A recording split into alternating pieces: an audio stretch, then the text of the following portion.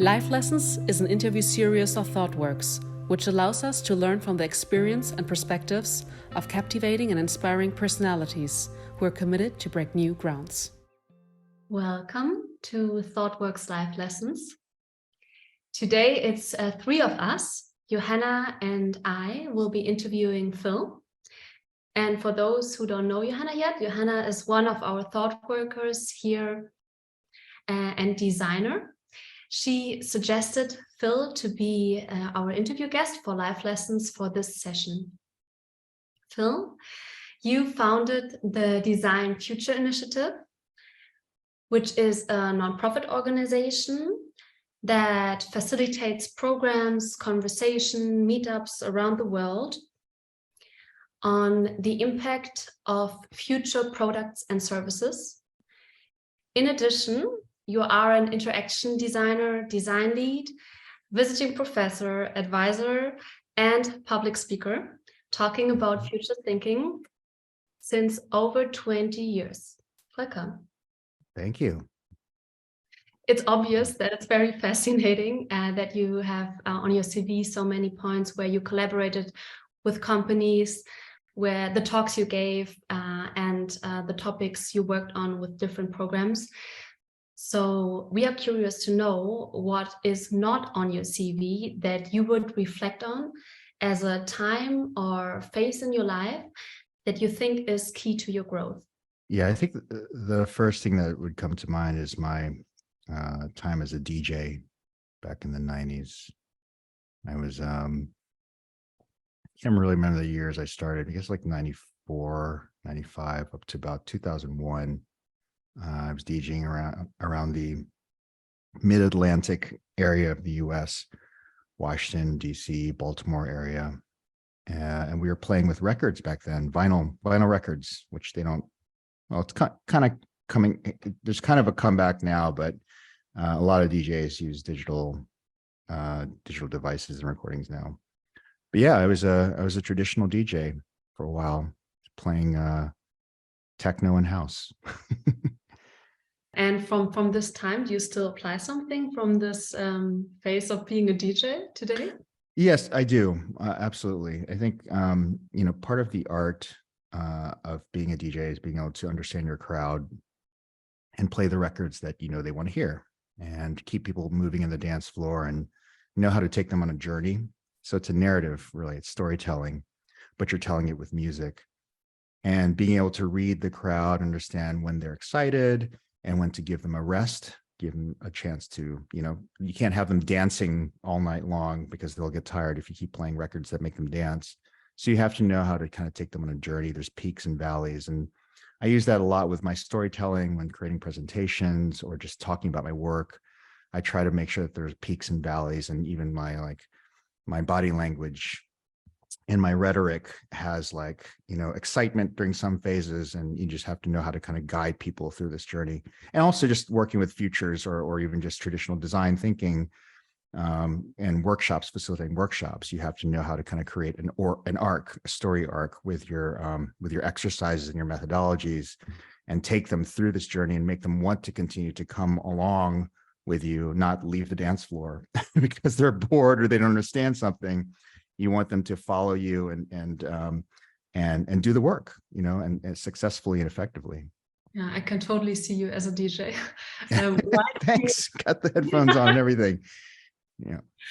And why did you stop being a DJ then after this time? The truth is, the logical progression from being a DJ is you start to produce music. So I started to invest in a lot of equipment and writing my own music. And then I realized how hard it was. And it's really difficult to learn instruments and software, and plus be a good musician on top of that, because there's a lot of technology you have to master. And so I tried for several years to DJ and write music, and I tried to write an album, and I created some records, and I tried to get them sold to labels. And I wasn't very effective because I wasn't that good at it, even though I had lots of friends who were really good at it. And I knew what good was. And so it became very competitive. And as you might have experienced over the course of the turn of the century, DJing just exploded and it became very, very competitive. And then I started to have trouble getting gigs. And I was like, okay, I'm just going to go to design school. And the strategy was I'm going to go back to design school, get a real job, make some money, and then DJ on the side. And then I just ended up being so interested in design that I was just like retired DJing. But I'm starting to pick it up again because I miss the craft, and I miss making people dance and playing music and stuff. So I'm sort of doing it as a bedroom hobby now. Yeah, sounds good. And you even tried, or you even studied, I think, fine arts.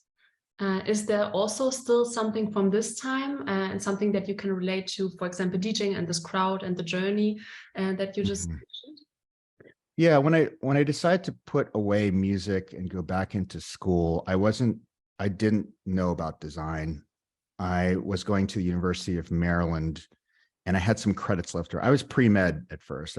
I come from a traditional Asian family. I was the first generation born in the United States. And like most Asian families, you have two options. You're either a doctor or a lawyer, and you have to be one of those. Anything else is just garbage. You're not allowed to do anything else. So I kept on saying doctor, doctor, doctor. And so the first 2 years of my college career was pre-medicine. And so I dropped out when I went to become a DJ. Well, I dropped out because I wasn't doing too well in anatomy. And I figured if I'm not doing good in anatomy, then I probably shouldn't be a doctor. And then I told my parents that, and I said, I don't want to do medicine, and they disowned me. And I was kicked out of school and they cut off my funding, and I was homeless for a little bit, not homeless, like, panhandling. I didn't have a home of my own. I was living couch to couch, and that was a little bit tough. And then I became a DJ, and then I was able to support myself after that. But after I quit DJing and music, I had these credits from pre-med that I didn't know what to do with. And I definitely did not want to be a doctor again. So I had to find something I could do something with those credits with. So I checked back into the University of Maryland, and I was able to use some of those credits towards an art degree, surprisingly, some of the general core credits, with like English and math, those kind of things. And I took a fine arts degree, and I was doing charcoal drawing and painting and those kind of things. And then I found out about graphic design. My roommate at the time was pursuing a graphic design degree, and I was like, oh wow, computers and pictures and animation and all this other cool stuff. And so I decided to do a graphic design degree. I dropped the fine arts degree. I only did a semester and then went to graphic design school, and that's where I got my undergraduate degree in. Oh, okay, that's very unexpected, like how you got into fine arts with the credits from your former studying. And now we make a big step now forward to this time today, where you still use, of course, the skills that you acquired there and studying about design and everything, but now you have this 20 years of experience on interaction design and design lead. So it's really interesting to hear from your perspective why this design lens is so important in the leadership work you do. I mean, can be on private sector, but also on public sector, and in general, why you think this design lens should always be part. Yeah, I mean, I think all of the arts that I learned all had a particular role to play in my career today. From whether it be visual or audio, narrative storytelling, or just understanding how design works. When you're taking a graphic design degree, I was trained in print. I was supposed to be doing books and magazines. So typography and structure and layout are very, very important. And so when I went into designing websites, or even designing enterprise B2B applications or dashboards for aviation and airlines, understanding the visual design aspect of it was very helpful also. And I could at least I have an opinion there. Like, I know how this stuff has to look good, not only look good, but operate well, like be very usable, and the experience, because I was sort of doing that on my own by hand for a long time. I was creating experiences through books and magazines, through school, and understanding how typography works and that's all super, super important when you're designing anything that people have to touch today, right? Whether it be a three-dimensional object or a user interface, or software. So even though like I'm not a visual artist anymore, that aspect of it, that usability, that experience, the user interface design is all very important. And I can, at least as a leader now and a manager, I can say something about that. You know, I have a very strong opinion and I can say where that needs to go. And then, you know, it wasn't until I moved to San Francisco back in, was it 2007? Where I took up my master's in interaction design. I didn't really know about design thinking. And I knew that I wanted to go into more deeper research and learn more about this design thinking thing. And so I got a formal education in that. And so that also has kind of helped me really be a little bit more of a well-rounded designer. And so I've been in the trenches, and I think really good design leaders have been in the trenches.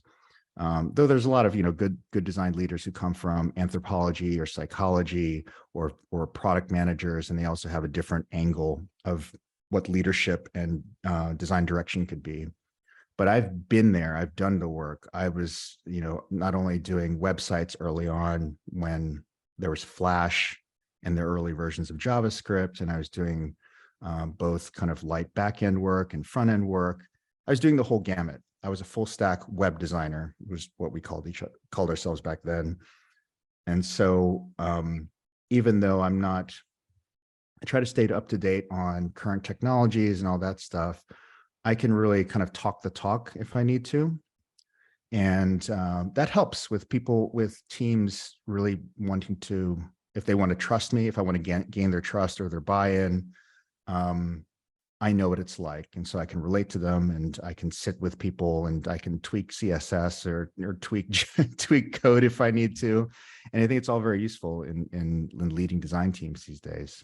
The futures work is a little bit different though. It operates in a more strategic realm, and I'm not necessarily designing websites anymore. A lot of the work that I'm doing today is training people how to think strategically, how to think about the future. And some of that experience does definitely still play a role, but it's a different design problem. And it's one that I love and am welcoming in this point of my life, because I've done lots of different things, and it's a new type of challenge, right? It's not just leadership and direction, but it's also stuff I've never done before. Like the future is so wide open, like helping teams think about innovation and what their next product should be, or what their 5 to 10 year strategy should be, is completely brand new territory, right? Like as we are continuing to like pontificate, I don't know, lack of a better word, but really kind of evangelize this process. It's so new to people, and I'm just kind of carving out how to do it. This is how you do it, and I'm writing a book on this right now. And this is how you do it effectively, and here's what works, and here's how you fail. And I'm failing over and over again, and stumbling along the way, and it's awesome. That sounds very fascinating. And the perfect segue also into something that we would like to learn more about from you. So already speaking about the leadership of speculative design, futures thinking, or even strategic foresighting, as you are mentioning it in one of the many talks that you also gave. We're wondering, could you tell us a little bit more about what you mean by that, for those who don't know that yet? And also share with us, how did you get started with thinking about speculative design? Yeah, so like I mentioned, in 2007, I moved to San Francisco. I was a full stack web designer. I had visual design skills, and I started working for this robotic retail company. That was the technical term, but they were just fancy vending machines. And when I landed in San Francisco, I was looking for a job with like Apple.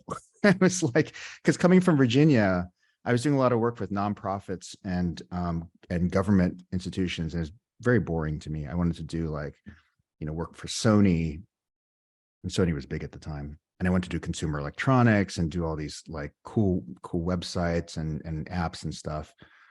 And as I was looking for a job, I found this place that had the vending machines. I was like, okay, they do work with Apple, they do work with Motorola and Sony and Sephora and all these big brands. I was like, okay, cool, I'll get some big brands on my resume. But it was just a vending machine. And so while I was there, I was doing UX work and UI work, and user experience became a term suddenly. And we had I was in the first like UX design group that I've ever been in. And I knew I needed to get more education. So I checked myself into the California College of the Arts and pursued a Master in Fine Arts in Design. And while I did that because the MFA program has a thesis program. And I wanted to get really, really like deep and smart about one particular topic, but I didn't know what it was going to be. And we had 2 years to do that. So the first year of the program is like, you're just kind of getting your feet wet. They're teaching you how to do research and the design thinking process and all of that. And then the second year is your thesis. You dedicate 1 year to fully on just diving into a particular subject. And at the end of the first year, I was like, I know I want to do something with the future, but I don't know what it is. And I was just kind of like a sci-fi nerd, but everything that was related to the future in my eyes, the way I saw it, was related to science fiction. And so I was thinking about like flying cars and robots and all the stuff I saw in movies and read in books. And that was the future to me. But I couldn't really relate how design had a relationship to it, because these were all things that came out of people's imaginations, and there were narratives and stories. And as I was doing my research, I came across a documentary called by Gary Hisswit called Objectified.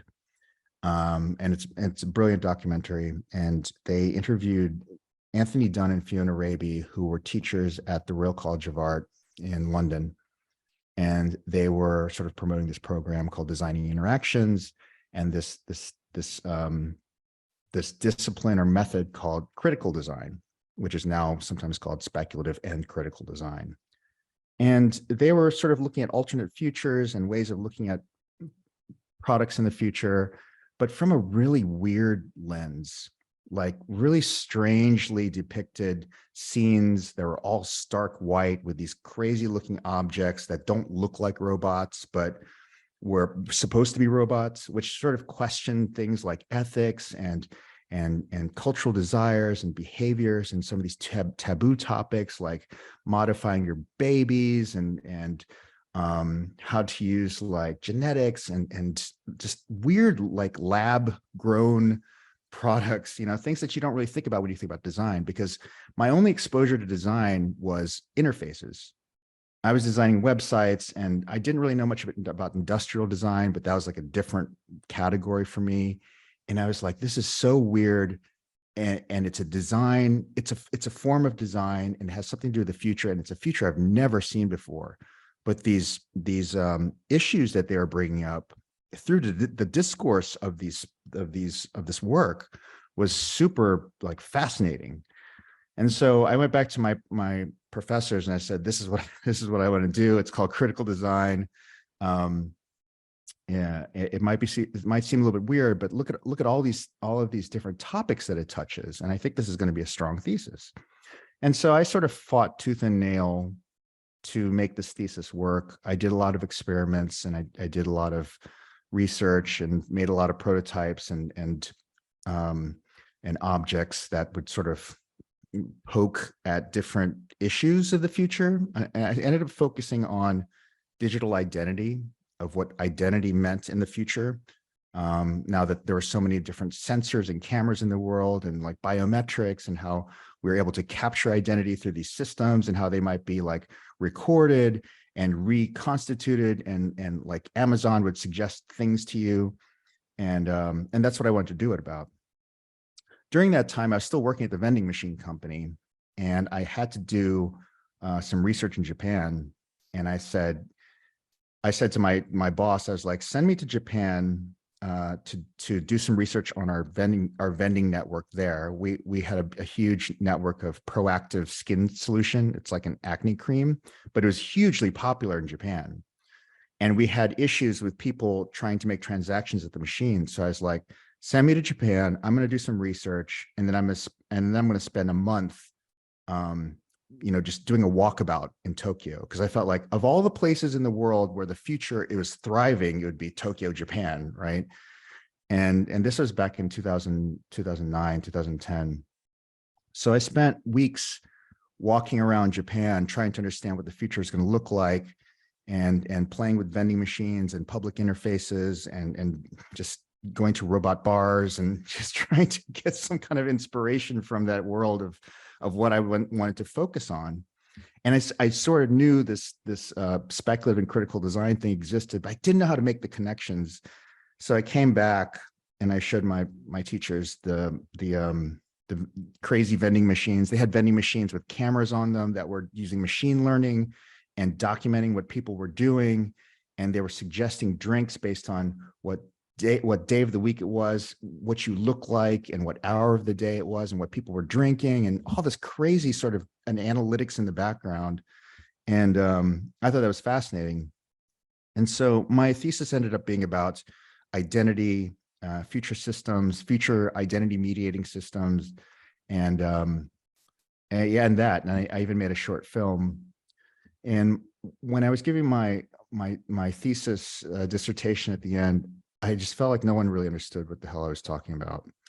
I was trying to promote this whole concept that was so new, at least to this institution at that time. And it was big in Europe at the time, but not very much in the United States. And so I was talking about these weird art pieces, what seemed like art pieces, not really designed objects. And then this vending machine, smart vending machine, and then like identity and what it meant for the future and ethics and all this stuff. And I just don't think I really hit home with my speech. And so I was super discouraged. I was like, I just made a fool out of myself. I spent thousands of dollars on this degree, and I did all this research, and I was really excited about it, and no one understood it. Even me, like I barely understood what the hell I was doing either. So, and it was called Futures. I think I had the short film that I created around this topic was called Futures. And so, and I had a book and everything. And after I graduated, I was like, screw this, tuck it away. And I tucked away my thesis book in my library, and I just didn't touch it again for 4 years. And in 2015, I had this sort of coming of age moment. I had just turned 40, and I was like, I think I just turned 40, yeah. And I was like, looking back on my life, looking back on my career, and trying to think about like, am I really doing what I want to be doing? Am I being a designer? Do I care that much about what I do? Should I just work and just be a DJ again? Or do I actually care about impact? Do I really want to make impact on people's lives? And I thought back and I was like, when's the last time I actually felt really, really engaged in what I was doing? And it was all the futures work that I was doing in school. And so I was like, screw it. I'm going to do is I'm going to start a meetup. And I've never done anything like this before. I was even terrible at public speaking, and I was so nervous of crowds. And I was a lead designer at the time, but just talking about my work was difficult. So I was like, I kind of set out as a challenge to myself to try and reinvent what I was doing and who I am. And I started a meetup in San Francisco called Critical Design and Speculative Futures. And that was back in 2015.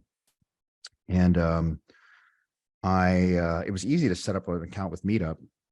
And so I scheduled one. I had a friend who had she worked at an agency. She was like, you can do it here. We had 20 people show up for the first meetup. And I paid, for some pizza, and people showed up. There's 20 people. Of those 20 people, I think 5 of them were my friends, my close friends, who were just coming to just do something nice for me. But it went well, and I used the first 5 to 10 minutes of each meetup to do a little presentation on speculative and critical design, and I would use that as a chance to practice public speaking, but also promote this idea. And we'd have speakers come in, and every other month we'd have a workshop. And I didn't really know any methodologies. I sort of made it up as I went along.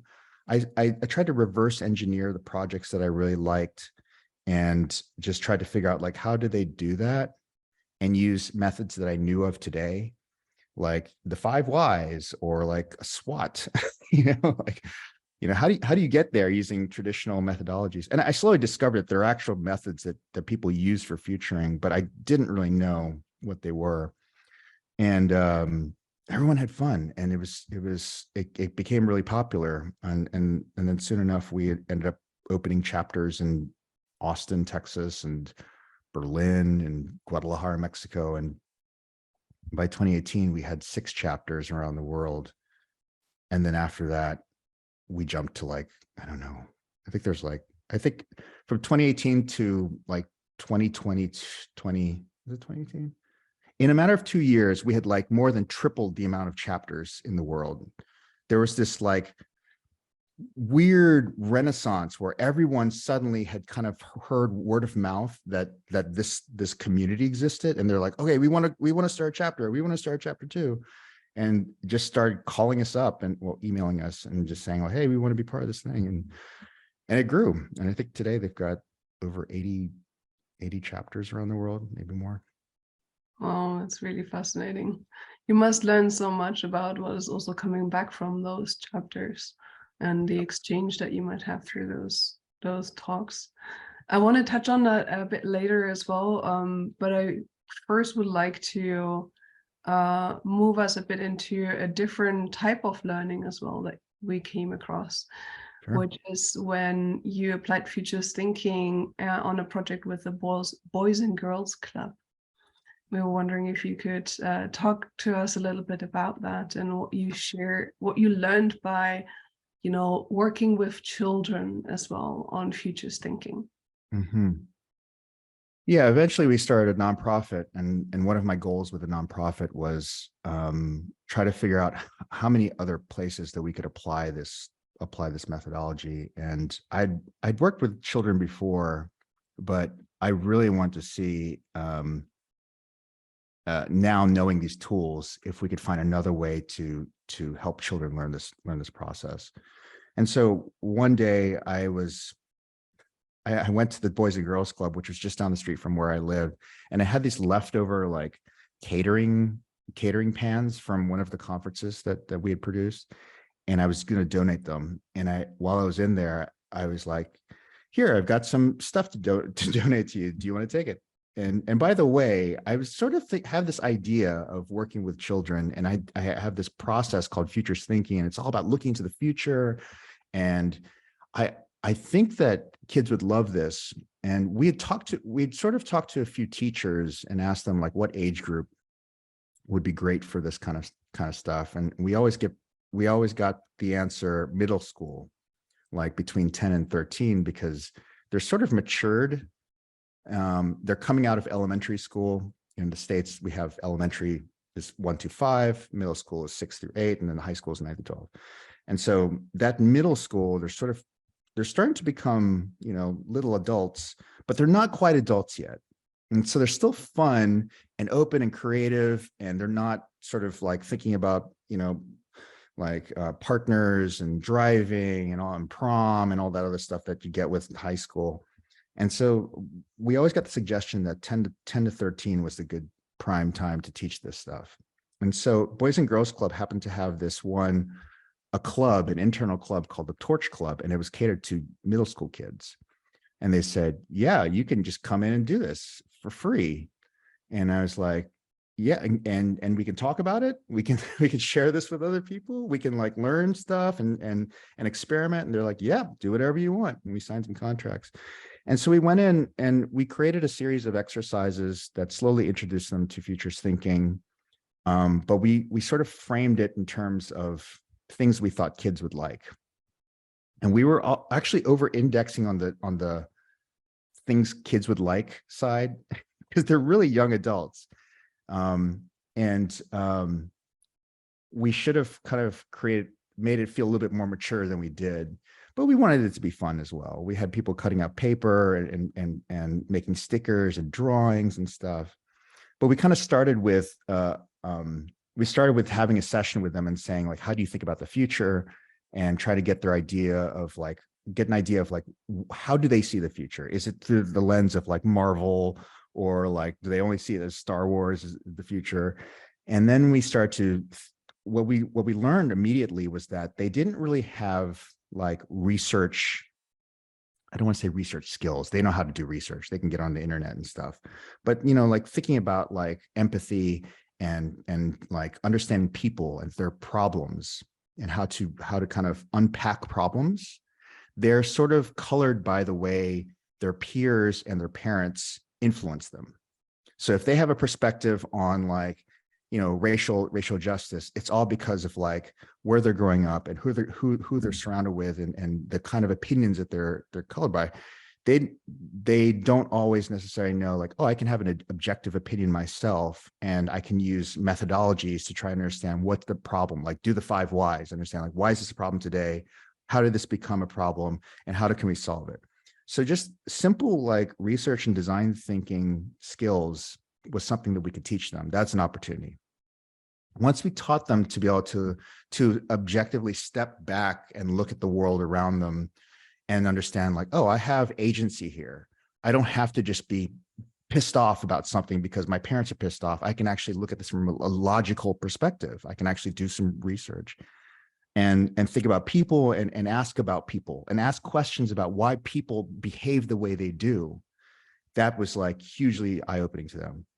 And then after that, we would teach them the future stuff. Now that you understand problems exist in the world and that the future is not colored by one simple destination, that you grow up and you become in a gang, or you're surrounded by drugs, or you're going to go to jail. This is what everyone else is doing. That I actually have a future. I can actually go to college, because if I think about the future in terms of possibilities and I can do the research, and that I don't have to stay here, I can do this, then I can do that. And it became this huge opportunity for them to learn that the future is wide open.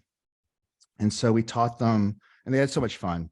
I mean, granted, like, you know, here, these people coming in from the outside world, we were teaching them about jobs that they could have. Like, they didn't even realize that there was such thing as a user experience designer, or a designer that wasn't a fashion designer or like a car designer. They learned about all these different types of designers, and they got so excited.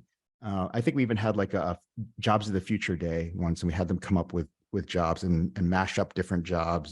So we got to the point where they were excited for us to come in and go through this experience with them and teach them stuff. And it was great. It's a huge success in my eyes. That sounds so much fun and so inspiring as well. You know, those little minds, and you know what that really makes of their personal future as well. Not only thinking about the business aspect. Yeah, absolutely. That's so cool. I'm a huge fan, and you know, I personally definitely follow a lot of things around the speculative design.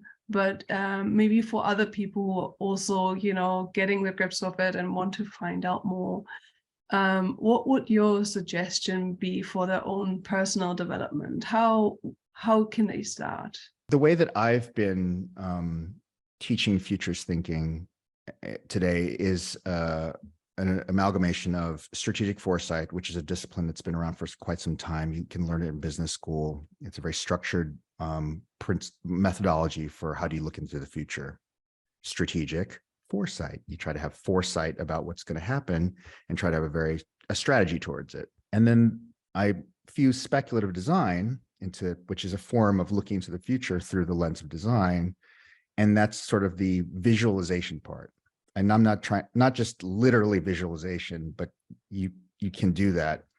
Once you create the world and you want to have a product in that world or a service, how do you visualize that for your customers or your clients, either for provocation, to just talk about it, or to actually be your North Star?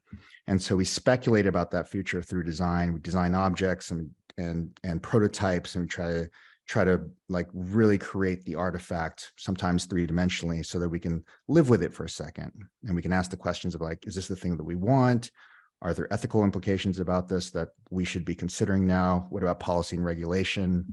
How do we either make this happen, this thing that I'm holding or looking at, make that future become, or stop it from becoming because it feels like it's a threat to our system, business, society, whatever it might be. So strategic foresight plus speculative design plus strategy. So build the world of the future, build the product of the future, and then have a plan to get to that product. That's my overarching umbrella of what futures thinking is. And that's what I've sort of been, that's the hill I've been fighting on for the last decade or so. And yeah, there's a lot of resources out there. If you want to just kind of start, there's a lot of talks. I have a talk on Google. I did a Google which seems to be kind of popular. It's not my favorite one, but a lot of people seem to like it. And it's a nice introduction into the different examples of what these disciplines can produce or generate. But there's also lots of books out there. There's a really good book called Future Scouting by Damien Lutz, which is very, very good. It's really easy to read. It has some methodologies. It teaches you about speculative design. It's a good starter book. If you're into the more like provocative, critical design work, Anthony Dunn and Fiona Raby have a book called Speculative Everything, and that's very popular as well. But keep in mind, there's a lot of academic work in there. And sometimes academic work can be a little bit too creepy or provocative for, like a business corporate situation. So take what you can out of that also. There's a book by, I forgot who the author was, but it's called Discursive Design, which also has a wide range of work. There's a book called, and I can give you all this in a list later, but yeah, start with books and start by watching some videos. Literally just go to YouTube and just type up speculative design, and there's tons of work out there. The thing to be careful with is that speculative and critical design has sort of been relegated to academic work for such a long time. And I think that's part of the transformation that I've been working on over the last decade, is that this work that has been so isolated to, these people who are trained to do strategic foresight, or people in universities who have been practicing speculative and critical design, they've been in those realms for so long. And what I'm trying to do is show people that you can use this for anything today. You could use this for planning out your personal future, or your 3-year product strategy, or the entire company's business strategy. What does our company want to be in the next 5 to 10 years? This is really practical, accessible, usable frameworks, and we should be implementing this into our design thinking toolkit today to be better strategists, to be better futurists, to be more responsible, all that stuff. So books, videos, and then there's lots of courses that are out there. There's way more resources than when I started studying this stuff a decade ago. But yeah, you can get trained. You can even get certified. You can get certified in strategic foresight. You can get a foresight certification. I don't know if they've got a speculative design certification, but I'm sure it's out there. One can only also find a lot of resources for you by just, Googling you. There are a bunch of talks where you also give great future examples on how others are exploring the future, and I can only advise to anyone listening here to have a look into them. They're fantastic exploration towards any possible future. Your book coming up soon, do you want to talk to us a little bit about that as another resource? It's not a resource yet because it hasn't been published, but it's something I've been working on for a couple of years. I mean, I'll be honest with you that writing a book is not easy. It's my first one, and that's sort of why I've struggled. But it'll be out on O'Reilly, if you're familiar with O'Reilly books, and we hope to have it out. Currently, the current schedule would be to release it by next year, but I'm going to try and get it done by the end of the year. But it's called Making Futures Work, and it literally is a compendium of my experience plus stories from other people in the field who have made futures work or not work. So I've interviewed people from IBM, Google, Lufthansa, lots of large corporations, and also some small like agencies and design houses. And each one of them has a different story about what they've done and how they've used speculative design or strategic foresight. And it's meant to kind of show people how to get started. Basically, it's a manual. It's a how-to manual that talks about the fundamental principles and methods in those three areas that I mentioned, but also a very practical guide. It's going to, tell you how to get started, basically, and how to make it work for your practice or planning your honeymoon or career or your personal endeavors. I love how versatile it is. I'm very curious about it coming out. Another more tangible thing, if people are not into reading as much, but getting hands-on, that there are a lot of meetups that are also going around about the Speculative Futures chapter. We also read about one being in Antarctica, which is very amazing, but also a couple of them running in Germany. Can you tell us more about what to expect in those meetups and what to bring oneself?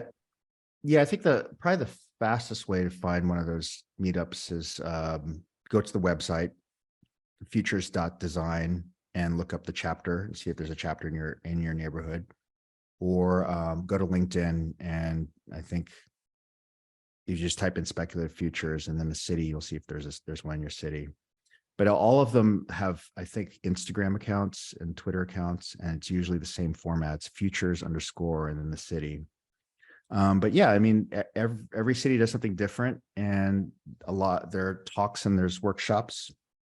They try to be very creative about the topics that they're talking about, have really great speakers, and there's an annual conference called Primer. So if you just want to save it all for a conference, the Primer happens once a year. I'm not sure where it's happening this year, but it was online for the past 3 years because of the pandemic. But I think they're going back into in-person this year. Cool, thank you. And if someone wants to reach out to you or find out more about how to find you, where can that be? The fastest way is to connect with me on LinkedIn. Just type in my name, and yeah, that's the fastest way. I'm also on Twitter, but I don't use Twitter as much, especially since Elon Musk took over. But yeah, find me there. And if you have questions, comments, or want to teach me something, please let me know. Okay, so in Life Lessons, in the interview series, we have a tradition to ask our guests a special question. So now I would like to ask you, that would be, what are your life lessons? What are my life lessons? Gosh, wow, you hit me with that one.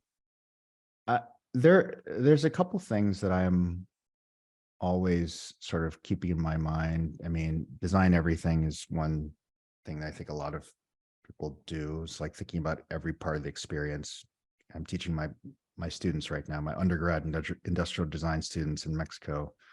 You got to design everything. You got to design everything as an experience, even if you're just doing like a check-in, like the experience of communication is really important. I learned a lot about that at McKinsey, how you communicate verbally, physically, and then just through like your work is really important. So always thinking about that, and to take a lot of risks.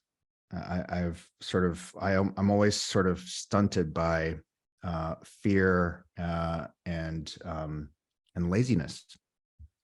One thing I've sort of identified between a lot of the different people I've worked with, what really separates like really strong designers that have really great output is fear and laziness. You're either afraid of doing something because you're intimidated or don't know how, or you're just too lazy. You just don't want to do it because you're just like, someone else will do it or whatever. So I'm constantly combating all of these things, even writing the book, like being too lazy to get up early enough and write it, or being afraid and intimidated of doing bad work always hinders me from doing the work. And if you don't do the work, you just don't create output and you're just not doing anything. And so I'm always, so those sort of mantras that I live by. Can you explain to us shortly what's your thinking when you are lazy, and like how's the process in your mind when you say you're lazy, but then you did so many things, you took so many risks? Can you explain that shortly? I mean, you don't ever want to call yourself lazy, right? Because it just sounds terrible. Like, oh my God, you're lazy. You just don't want to do anything. You're sloth or something. And I hate to admit it, but sometimes I just like, I don't want to get up out of bed and get up and do the work, or I don't want to use a good typeface on this presentation. I want to use a template, you know, but I know that if I just took the time to design this one little thing better, the impact it's going to have is going to be way better. But like, I even find myself with like doing presentations. I'm like, okay, I'm just going to use this old deck, and I'm just going to use Helvetica New, and and these are things that have come through my history, right? Graphic design and art and all that stuff. And those little lazy things that you do, and then you see someone out there who like wasn't lazy and took the time to design their experience for you, and you're just like, God damn, that was amazing. And then you look at your stuff and like, God, why was I lazy during that?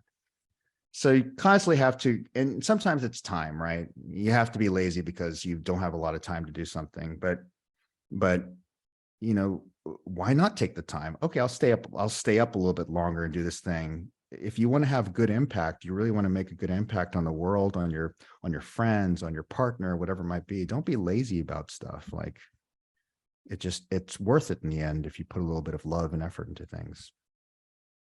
So just do it. Oh, thank you for sharing that. And while you're talking about impact, I know that you're working on your book, and that's probably one of the main things that you have to take a lot of time to at the moment. Are there any things, other things that you want to share that you're working on, or maybe impacts you want to have in the future on your side?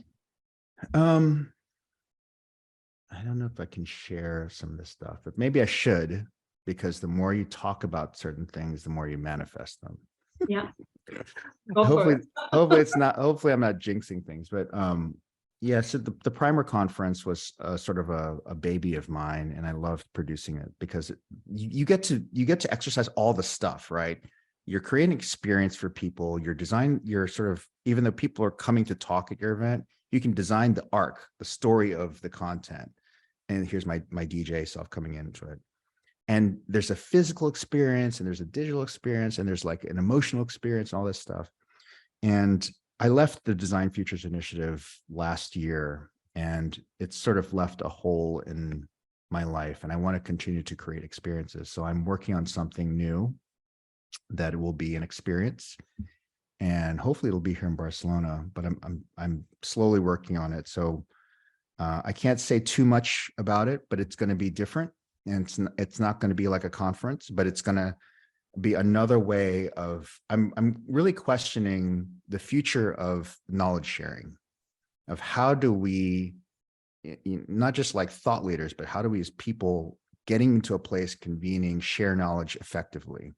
Because typically the conference is modeled off of a classroom environment. We're all sitting there staring at one person, and someone's just talking at us, right?